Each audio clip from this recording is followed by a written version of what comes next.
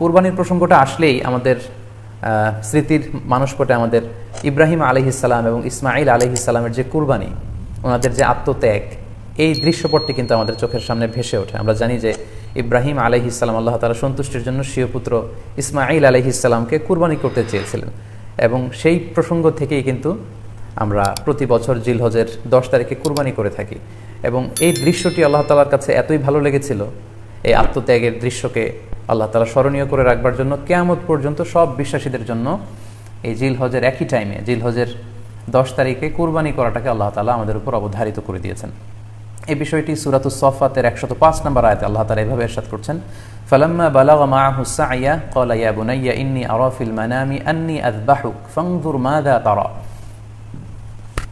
অর্থাৎ ইসমাঈল আলাইহিস সালাম যখন একটু বড় হলেন, বাবার সাথে হাঁটতে পারেন, দৌড়াদৌড়ি করতে পারেন, ঠিক তখন ইব্রাহিম আলাইহিস সালাম স্বপ্নে দেখলেন যে তিনি ইসমাঈল আলাইহিস সালামকে কুরবানি করছেন, এবং স্বপ্ন দেখেই তিনি সরাসরি ছেলের সাথে কনসালটেশনে গেলেন, পরামর্শ করলেন যে বাবা, আমি তো স্বপ্নে দেখেছি যে আমি তোমাকে কুরবানি করছি, ফানজুর মাযা তারা, what do you think about it, what's your opinion about it, তোমার মতামত কি সেটা তুমি আমাকে বলো। তখন সাইয়েদানা ইসমাঈল আলাইহিস সালাম অত্যন্ত সাহসিকতার সাথে বলিষ্ঠ একটি জবাব দিয়েছিলেন, সেটাও আল্লাহ তাআলা কোরআনে সরাসরি কোট করেছেন। তিনি বলেছিলেন, ক্বালা ইয়া আবাতি ফাআল মা তু'মার সাতাজিদুনি ইনশাআল্লাহু মিনাস সাবিরিন। অর্থাৎ, হে আমার সম্মানিত পিতা, আপনি যেমনটি যেমনটি স্বপ্নে দেখেছেন, আল্লাহ তাআলা আপনাকে যেমন আদেশ করেছে আপনি ঠিক তেমনটিই করুন, আপনি ভয় পাবেন না, ইনশাআল্লাহ আপনি আমাকে ধৈর্যশীলদের অন্তর্ভুক্ত পাবেন। একটু কি কল্পনা করা যায় যে সাইয়েদানা ইসমাঈল আলাইহিস সালাম ছোট্ট শিশু, তিনি যখন শুনলেন যে বাবা তাকে কুরবানি করবে, জবাই করবে, তার প্রত্যুত্তরে তিনি বলেছিলেন, বাবা, আমি ভয় পাচ্ছি না, আমি আপনাকে নিয়ে চিন্তিত, আপনি ভয় পাবেন না, বরং আপনি যা আদিষ্ট হয়েছেন আপনি তাই করেন। কারণ নবীরা যখন স্বপ্নে কিছু দেখে সেটা সাধারণ মানুষের মতো স্বপ্ন নয়, সেটা ওহী, সেটা আল্লাহর পক্ষ থেকে আদেশ। তো আপনি আমাকে ধৈর্যশীল পাবেন, আপনি ভয় পাবেন না। সাইয়েদানা ইব্রাহিম আলাইহিস সালাম ইসমাঈল আলাইহিস সালামকে কুরবানি করতে শুরু করলেন, জবাই করতে শুরু করলেন। আল্লাহ তাআলার কাছে এই দৃশ্যটি এত ভালো লাগলো, আল্লাহ তাআলা সাইয়েদানা জিবরাইল আলাইহিস সালামকে দিয়ে জান্নাত থেকে একটি বকরি বা মেষ পাঠিয়ে দিলেন। সাইয়েদানা ইসমাঈল আলাইহিস সালামকে ছুরির নিচ থেকে সরিয়ে ফেলা হলো, আর সেখানে ইসমাঈল আলাইহিস সালামের পরিবর্তে একটি জান্নাত থেকে আনা বকরি বা ছাগলকে সেখানে কুরবানি করা হলো। আল্লাহ তাআলা বললেন, কদ সাদ্দাকতা রুইয়া, ইব্রাহিম, তুমি তো তোমার স্বপ্নকে সত্যায়ন করেছো, বাস্তবে রূপান্তরিত করেছো, তুমি তো এই কঠিন পরীক্ষায় সফলতার সাথে উত্তীর্ণ হয়েছো। সাইয়েদানা ইব্রাহিম আলাইহিস সালাম পরীক্ষায় উত্তীর্ণ হলেন, এবং বাপ বেটার এই দৃশ্যায়নটি আল্লাহ তাআলার কাছে এত ভালো লেগেছে, আরশের উপর থেকে আল্লাহ তাআলা এত পছন্দ করেছেন ওনাদের স্যাক্রিফাইসকে, কুরবানিকে, কিয়ামত পর্যন্ত আমরাও যাতে কুরবানি করি আল্লাহ তাআলা আমাদের জন্য এটাকে অবধারিত করে দিয়েছেন। সম্মানিত, শুধু এখানে আমাদের জন্য সবচেয়ে বড় যে শিক্ষণীয় বিষয় সেটি হচ্ছে সাইয়েদানা ইব্রাহিম আলাইহিস সালামের ঔরসে যখন ইসমাঈল আলাইহিস সালাম আসে, তখন তাফসীর এসেছে ইব্রাহিম আলাইহিস সালামের বয়স ছিল 86 বছর। Could you imagine that?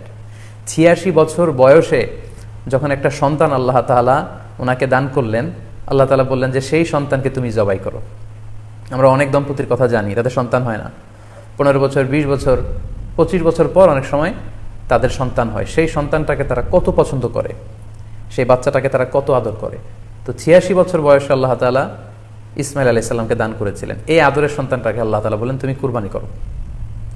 কারণ এই বয়স্ক অবস্থায় যখন ইব্রাহিম আলাইহিস সালাম ইসমাঈল আলাইহিস সালামকে পেয়েছিলেন, তখন তিনি হৃদয়টাকে উজাড় করে দিয়ে নিজের ছেলেটাকে ভালোবাসতে শুরু করলেন, এবং হৃদয়ের ভালোবাসার জায়গাটার মধ্যে যে সিংহাসন, সেই সিংহাসনে তিনি ইসমাঈলকে বসিয়েছিলেন।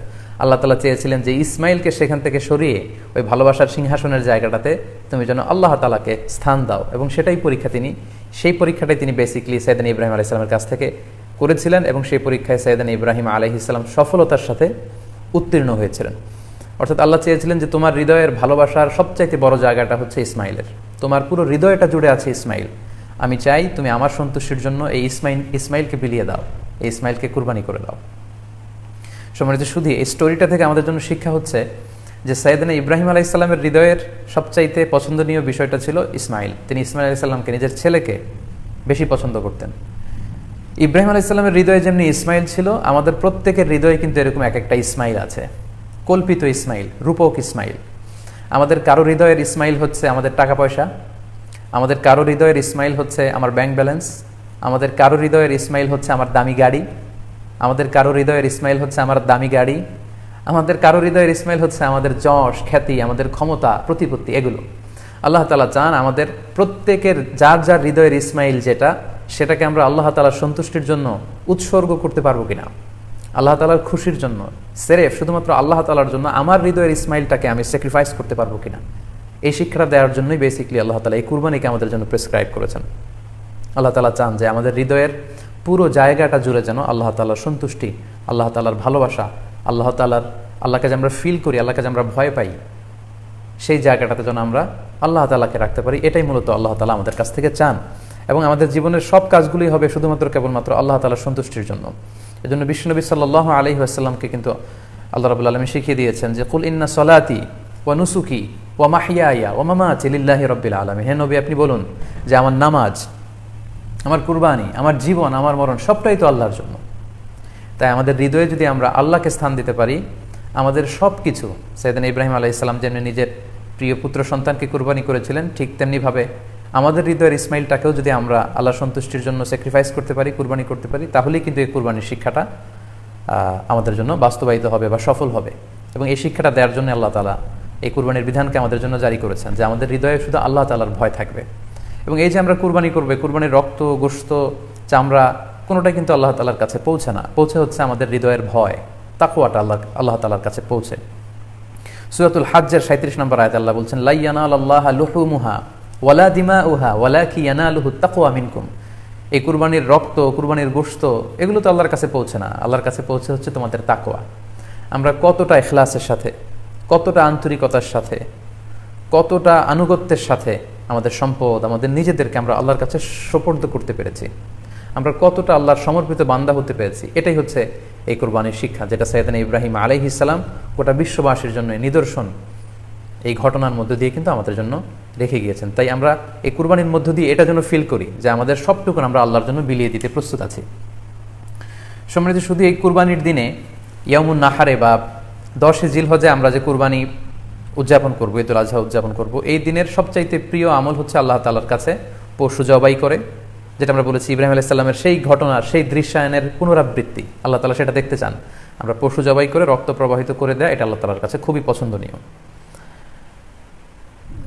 সুনানে তিরমিজিতে এসেছে, আয়েশা রাদিয়াল্লাহু তাআলা আনহা থেকে বর্ণিত, তিনি বলেন, আন্না রাসূলুল্লাহ সাল্লাল্লাহু আলাইহি ওয়াসাল্লাম ক্বাল, আল্লাহ রাসূল সাল্লাল্লাহু আলাইহি ওয়াসাল্লাম বলেছেন, মা আমিলা আদামিয়ুন মিন আমালিন ইয়াউমান নাহার আহাব্বা ইলাল্লাহি মিন ইহরাকিদ দাম।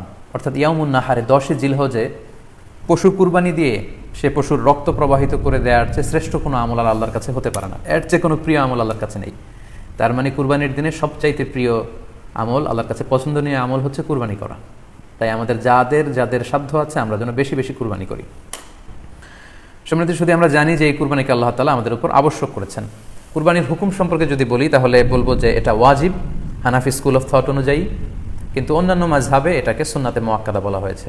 মেজরিটি স্কলাররা, জুমহুরুল ফুকাহা, ইমাম শাফিঈ, আহমদ এবং ইমাম মালিকদের মতে, তাদের মতে এটা হচ্ছে সুন্নাতে মুআক্কাদা। কিন্তু হানাফি মাযহাবে এই কুরবানি করা হচ্ছে ওয়াজিব।